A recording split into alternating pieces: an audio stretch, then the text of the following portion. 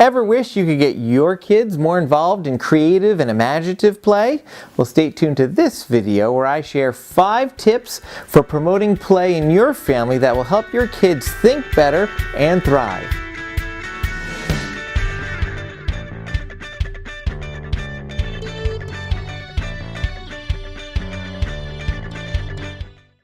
Hi everyone, I'm BJ Muir with Little Rooted Minds, and today we're looking at 5 tips for promoting unstructured play in your family to help your kids think better and thrive. Now, as you might recall, unstructured play is that type of play that is child-led and spontaneous type of play where your kid comes up and says, I'm going to play dress up right now, or come take a look at my Lego creation. Those times where kids are leading the play. Now, if you're interested in more about the benefits of unstructured play or just learning more about it, you can check out one of our related videos in the description down below. But in this video, we're going to talk about tips for actually making this happen in your family. Now, as we get started here, please make sure to subscribe to this channel and like this video if you, like all of us, need a little help in figuring out how to fit unstructured play into your family life. Tip number 1, audit your family calendar. From soccer practice to piano lessons,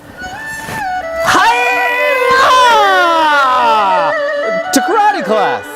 Our kids are overscheduled with these well-intended, structured activities. Now, there's nothing wrong with these activities, but there's just simply too many of them on most children's calendars. So your first step is to take a serious look at the family calendar. List out all of the sports, clubs, activities, and lessons that your children do, and also that the adults in the household do as well. The next thing to do is start making priorities and having discussions about which ones of these are the most important to your family. The important thing as you're deciding which ones to keep and which ones to cut off the family calendar, the important thing isn't so much that you can knock off so many of them off your list. The important thing is the conversation you're having, to be intentional about your time as a family.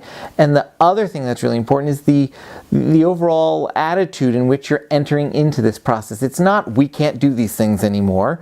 The attitude we need to enter in and the mindset we need to enter into this process with is, we're being intentional about our time. We're choosing to use our time differently. One word of caution as you begin this process, once you do have that time, make sure not to now start scheduling. On Mondays we're going to do Play-Doh, on Tuesdays it's block play. That's creating structured activities out of what is intended to be unstructured time. Now, if your kid makes a schedule up for themselves, that's all right, but it still needs to be kid directed for it to truly be unstructured. Tip number 2, take baby steps. Now, by baby steps, we mean this in a couple of different ways. The first way we mean this is in the sense of, as you're doing your family calendar audit, take baby steps. You might want to make some more changes and take off more things on the calendar than others do. But if you can get just 1 or 2 things off that calendar, those are baby steps moving forward. And as you start experiencing the benefits of that, you'll start being more motivated, and your family will be more motivated to make other changes as well. Another way to take baby steps is just in the whole process of introducing unstructured play. If your kids aren't used to doing this, they might not be so sure what to do with the time once they have it. So you might need to model for them how to use this unstructured playtime. So, get on the floor and build a Lego tower with them, or a block tower, or play dress up together. And as you model that behavior, you're going to be able to quickly back your way out so they can take over and just lead that play. And of course, if they invite you back in, go right back in, of course. Finally, think about baby steps in terms of the fact that change doesn't happen overnight, and this is going to be a process.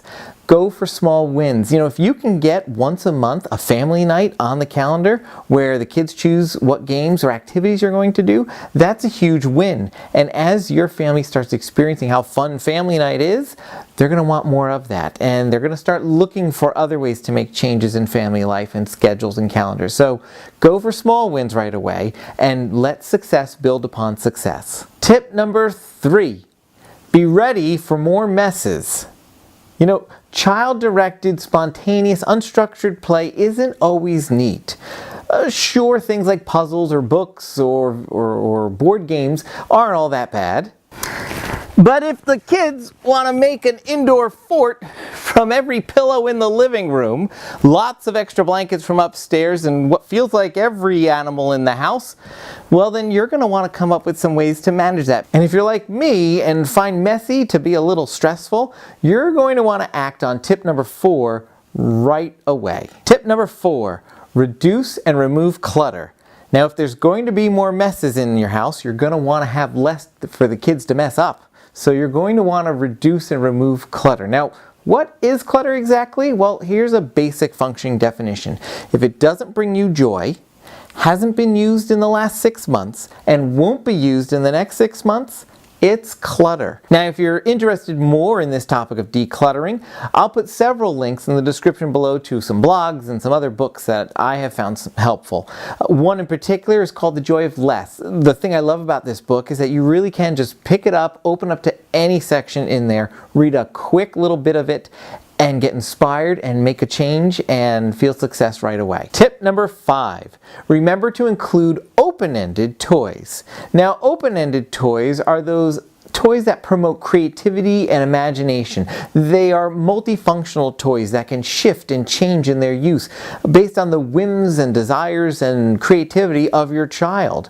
You know, take for a moment a look at this Billabo toy. Kids can sit in it, spin in it, carry stuff in it, wear it as a helmet, drive cars under it, stand on it to reach something, or even use it as a stepping stone to get across a pretend river. And I didn't even name everything you could do with this. Now look at this Busy Ball popper. It plays music and pops up balls. Nothing wrong with that.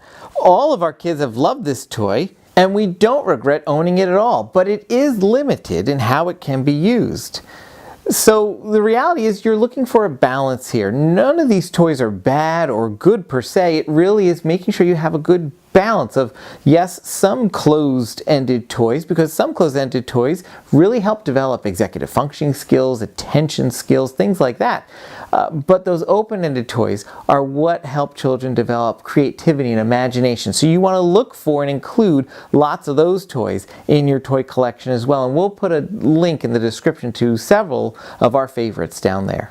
Now that you've seen our 5 tips, question, which one of these tips do you feel like is the easiest one to implement and get started right away with? And which one do you find to be a little bit more challenging? And why?